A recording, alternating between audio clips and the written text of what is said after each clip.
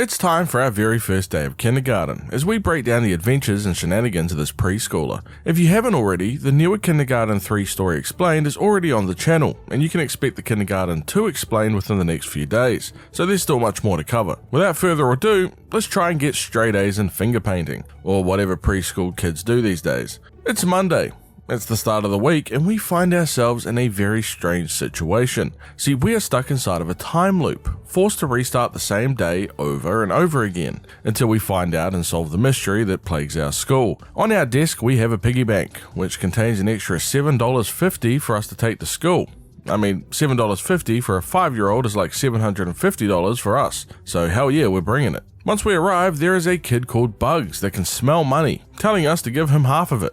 We decline since this is going to buy us the best chocolate milk and cookie combo the school cafeteria has to offer, but it turns out that he really wanted that money. Well, alright then. Lesson learnt, we'll give Bugs our money, then immediately write him out to the teacher. She tells us that we should tell him to give it back so he reacts, and then she can catch him doing something that he shouldn't. On one hand, he's a nuisance, and gives her an excuse, but also, she is trying to start an underground kid fighting ring. And this is a great way to start. We tell Bugs that his father isn't going to come back, which hits a soft spot since his father only went out for cigarettes years ago and I guess he got lost on his way home. To make his dad proud, he decides to attempt to kill us. Thankfully, Miss Applegate does step in and sends him to the principal's office. We speak with Cindy, who is looking for a replacement boyfriend after breaking up with Bugs. We volunteer as she requires us to do a loyalty test so she knows that we're serious. We need to put gum into our classmate Lily's hair. Why, you might ask? Well, because she is apparently the most ugly, nastiest girl that you could ever meet. We accept, and Cindy cannot wait to see it, since it's sort of what she deserves, just like her brother did for dumping her. We ask what happened to Lily's brother, and find out that he went missing. She's mad since his disappearance stole the thunder from her dog Biscuit going missing. Apparently, the dog was taken by the school janitor, who said dogs aren't allowed at school. Then the dog escaped from his closet and nobody's seen her since. We head into class and decide to enact our master plan. We put the gum into Lily's hair and she begins crying, knowing that Cindy put us up to it, telling us to leave her alone. We report back to Cindy, who is thrilled that it made Lily cry, and tells us that we have now earned the honor of playing house with her as her boyfriend. Yay. But first we need to clean up, since we still look like we got hit by a bus on the way to school, except it was a bug instead. Inside the bathroom we have our school janitor, and oh god, I hope he just got really excited about his catch-up, but it's probably better not to ask any questions. Not to mention, somebody doesn't even know how to aim at all. I mean, they got it everywhere except the damn toilet bowl. We return to class after cleaning up and start playing house with Cindy. Everything starts out fine until she believes that she can smell alcohol on our breath, requiring us to breathe into an actual breathalyzer to prove our innocence. Is this what playing house is normally like? We end up blowing a 0.32 somehow. And we end up finding out that apparently we're also a father in this play session. Well, kind of. Cindy points out that while we were in prison, she cheated on us, and isn't even sure if we're the father of the child. What the hell is this girl's imagination? She tells us that he was there for her when we weren't, and we are now left with the biggest imaginary house dilemma that I'm sure all 5-year-olds have to deal with. Do we stay with her and bring the child up that might not be ours? Or do we file for divorce and have half of our belongings taken? We choose to stay. Oh, wow, house is a hell of a lot more intense than I ever realized. We don't choose that, but afterwards we are invited to have lunch with Cindy. During lunch, we see that the janitor is selling biscuit balls, a recipe that the janitor came up with after an incident that he had yesterday. Isn't Cindy's dog called Biscuit? The janitor is really insistent that we feed one of them to Cindy, which makes the whole thing even more suspicious. Not to mention what we saw in the bathroom. We get some food from the cafeteria lady that hopefully doesn't have a dog in it. However, we can't even guarantee that, since the cook doesn't even know what's in it. Only that it's a bunch of spices and 89% of the principal's secret ingredients.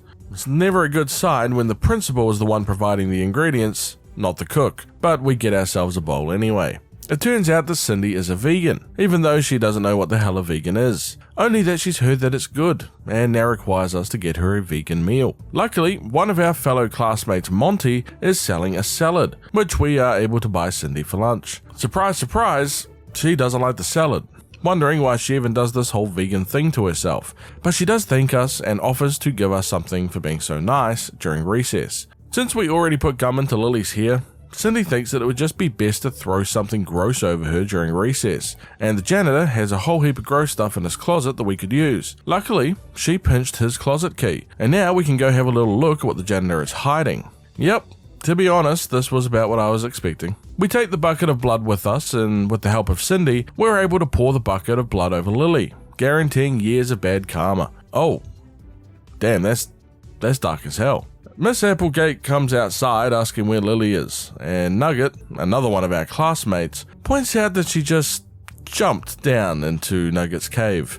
Miss Applegate wants to push Nugget into the cave as punishment, and well, Nugget takes matters into his own hands and attempts to escape. She calls for the janitor to remove the two kids from the hole, which confuses the janitor, since he feels it's less fun taking them out of there than throwing them into it. Okay, this school is full of psychopaths. Got it. After school, Cindy gives us a flower that we're able to use for future days, and it helps us solve the mystery going on in the school. The day resets, and today we focus on Jerome. We purchase a yo-yo and a screwdriver from Monty before school, since Jerome doesn't think that we're cool enough to talk to him since he's the principal's son. We do know, however, that he loves yo-yos, which gets us an introduction. He agrees to be friends, but it requires us to do something for him to prove our loyalty first. Why am I feeling a theme here? Turns out the janitor took his laser pointer this morning, saying that it was too bright and shiny, and we need to get it back from his closet. He distracts Miss Applegate while we take a quick excursion out to the janitor's closet. We use the screwdriver to access the box titled Stolen Stuff and get back Jerome's laser pointer.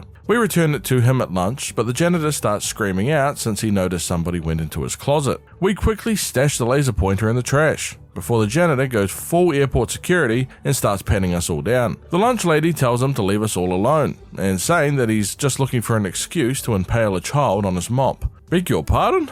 The janitor says that there's nothing wrong with that, and intends on doing just that when he finds the person responsible for going into his closet. Unfortunately for us, the lunch lady asks him to empty the trash, which annoys the janitor, since now he actually has to do his job. But remember that we did put the laser pointer in there.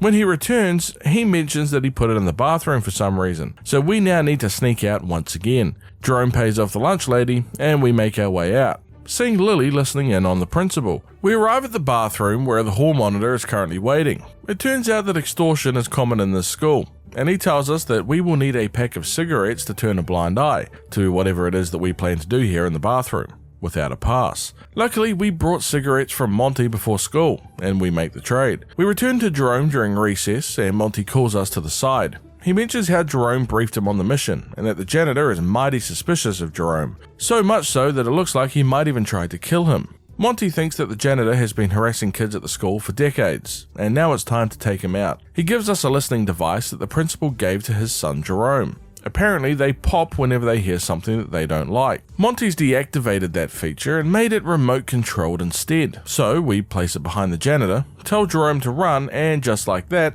problem is now solved. Miss Applegate surprisingly takes this new development quite well, pointing out the irony, since now there's nobody to actually clean up the parts. We decide to go inside and I guess just leave him for the birds to deal with. But after school, Jerome gives us a mold for a key that is able to access the principal's office that, again, we can use for future days. And today, we will become the greatest teacher's pet you have ever seen. You see, she wants to get rid of all the children in her classroom, but needs good reason to do so. And that's where we come in. We give Bugs our money, then immediately rat him out again. That's one down. Next, she wants to deal with Jerome, since he's all high and mighty about being the principal's son, and not to mention Cindy. The teacher suggests that we try to get her to falsely accuse us of something and use the voice recorder as proof, which of course we can buy from Monty. We speak with Cindy, who wants us to be her replacement boyfriend again, but this time we tell her that we're not going to put gum in Lily's hair, and also point out that, well, she isn't the prettiest, greatest, nicest girl in the class. She tells us that she will have us taken out, and holy crap. Right, that is a crazy false allegation. Miss Applegate points out that she can't keep saying that about everyone that doesn't want to be her boyfriend. Unfortunately, due to school policy, we will need to join Cindy visiting the principal. Inside, we see Bugs speaking with the principal, and he quickly allows him to go back to class after hearing about Cindy's allegation. Bugs gives us a quick warning before leaving, while the principal is unable to explain to us what Cindy is even trying to accuse us of, because remember, we're 5. He mentions to ask our parents before realizing just how bad that would sound, and he tells us to deny it so he can do his job correctly. Trust me, you don't want to continue asking questions. To avoid the headshot, we need to agree with the principal and provide the voice recorder as proof that we were set up. The teacher is very happy about Cindy being gone, but is annoyed that Bugs has rejoined us, but we'll deal with him soon. Our next target is Jerome, who has a hall pass that he stole from his dad. Normally, he would give us that hall pass and we would use it to find his laser pointer. However, this time, instead of leaving the classroom, we just run to the teacher and tell on him. Classic. Miss Applegate suspends Jerome on the spot and calls us by our new nickname, Teacher's Special Little Rat. Not sure how I feel about that name, but I guess it's appropriate if nothing else. The teacher asks us to befriend Nugget before recess, since she has a special plan in mind for him. We speak to Nugget, and in order to get his friendship, we need to eat one of his friendship nuggets, which is easy enough. We move on to lunch and it's time to cull more of the class. Monty points out to us that the janitor actually misspelt biscuit on his sign and calls him stupid. So we do what we do best and we rat that man out to the homicidal maniac of a janitor. It ends exactly how you think it does. We speak to Nugget, who points out that he poisoned the nugget that he gave us earlier. During this, Bugs throws food at Nugget's face, and Nugget gives us another friendship nugget, but it's just a little bit more potent. He asks us to feed the nugget to Bugs, and in return he'll give us the antidote so we don't die. At first, it's pretty hard to convince someone that wants to kill you to eat a random piece of food that you're offering to them for no reason. But apparently if you just say that it would make them look like a sissy if they don't do it, then voila, mission accomplished. Due to the severity of the poison, it doesn't take long before Bugs kicks the bucket, and we drink the antidote and head out to the hall. Remember how we noticed Lily listening to the principal's office earlier? Well, she believes that the principal had something to do with her brother's disappearance, so she's listening in to see if she can hear anything about her brother Billy. So what do? Well, we knock on the door, of course. We tell the principal that Lily was eavesdropping on him, and that we knocked on the door to alert him. He takes Lily into the office, and we hear a gunshot before he comes back outside covered in ketchup. Unfortunate. The ketchup will definitely stain that nice blue suit. At recess, we only have Nugget left, but thankfully we became his friend and he shows us his Nugget cave. He fills the bottom with nuggets and we jump in, now that we have a soft landing. Down the bottom we find Biscuit, Cindy's dog. It seems the janitor disposed of the dog by throwing it into Nugget's cave. We take the dog and we return the corpse to Miss Applegate. She yells at Nugget and he falls into the cave. Just like that, we have completely cleared our classroom. We are the greatest teacher's pet ever, and we probably have 300 years of bad karma. She gives us a lunch pass that we can use to have lunch with her whenever we want during lunchtime, which we can now use on any day. This next day is about helping out our bully Bugs. We give him the money at the beginning of the day, but this time, while telling on him to the teacher, we refuse to bait him into doing something that she can use to punish him. This earns Bugs' respect for not snitching. And I appreciate that, Bugs. Trust me, we would never snitch in our life. He tells us that Miss Applegate has had it out for him for a while now, and he thinks that she would probably come for us now too, since we didn't do what she wanted. He points out that he's on his last chance. One more issue, and he's getting expelled. And the last kid to be expelled was Billy, and he's never been seen since, so yeah, not a good fate. He straight up gives us a knife, and tells us that we're going to team up to kill our teacher. Oh god. He knows that something terrible is happening at the school and he plans on going down with a fight. We decide on a plan. We'll use the lunch pass to have lunch with Miss Applegate to get her alone, but then we'll plant one of the principal's devices, which Monty's adjusted, to be around the same as a firecracker, under one of the tables to distract her. When she goes to look, we do a little stab in the back. If all goes to plan, we can celebrate with a delicious and totally non-poison Big Mac and fries. Bug arrives and tells us to get the knife out and clean off the fingerprints. And also we steal her phone for some reason. It's a straight up murder scene now. I love how it's show and tell. The principal is now filling in for Mrs. Applegate, who takes the time to point out that our previously unstabbed teacher is just rotting in the corner. Nugget also, oddly, points out that he now likes the way she smells. Jesus. The principal begins searching all of us students for a murder weapon, and he smartly begins with us, since we're covered in blood. He doesn't find anything and quickly moves on to Bugs. Bugs slips us the teacher's phone before being searched, and the principal concludes that he now owes the lunch lady $20, since it wasn't us or Bugs. He tells the class that we're free to leave since our teacher is dead anyway, and we get to keep the phone for our future days. Our next day is dedicated to our Nugget-loving friend, Nugget. We speak to him before school and find out that his best friend was Billy, who we're missing, and how in order to be his friend, he wanted something that showed some kind of love. We give him the flower that Cindy gave us for being her boyfriend, and he concludes that Cindy must have really loved us more than the other 7 boyfriends that she had this month. He accepts the gift and gives us a friendship nugget in return, tasking us with gaining 5 nuggets by the end of the day to find out what this device does that he got from the principal. Also, he points out that he can't talk about Billy since the device is listening, and it likes to explode if it hears anyone talking about Billy. He tells us also gain the trust of Lily, since she's pretty, and also knows a bit about the device as well. To gain her trust, we speak to Cindy and receive the gum that we're meant to put in her hair. However, this time we let Lily know that Cindy has it out for her. We wait until class and use Jerome's distraction to take the second friendship nugget from Nugget's cubby. Nugget has created a love poem that he wishes to give Lily, since she's pretty. If we do this, we will get our third nugget of friendship. This turns out to be pretty bad for Nugget, since while Lily is surprised that he's even capable of complex emotions, she's also 5 years old and unable to read, so she needs to take it to Miss Applegate to read it for her, in front of the whole class. Nugget points out that Lily has nice hair and that he likes to smell her chair.